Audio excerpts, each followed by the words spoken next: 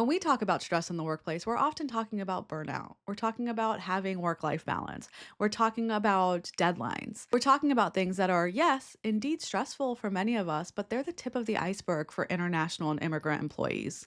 For these employees, stress is multi layered, it's transnational, it's political, and at its root, it's cultural, structural, and relational. The cultural stress comes from navigating different cultural expectations, norms, and values. For many international and immigrant employees, they are straddling between two different cultural systems. In one culture, they may be told to speak up, to speak even when you're not called on, to be more assertive because that's rewarded. But in the culture they come from, they might be encouraged to stay silent, to only talk when called upon, to be very intentional about sharing ideas. This can create stress in the workplace when there are different expectations than they're used to.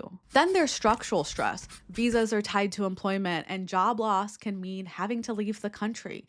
This can mean that these folks are scared to speak up, to advocate for themselves, to rock the boat in any way. It really impacts the way they feel a sense of safety in the workplace or in their day to day lives. And then there's relational stress, feeling like they don't belong in happy hours or in these work social events. A lot of international and immigrant employees experience an emotional fragmentation where they are constantly up at night watching the news. They are constantly trying to be there for their family at home while they're also trying to stay present here. And the problem is that a lot of workplaces and a lot of employers will assume that everyone is starting from the same baseline of stress, but we don't.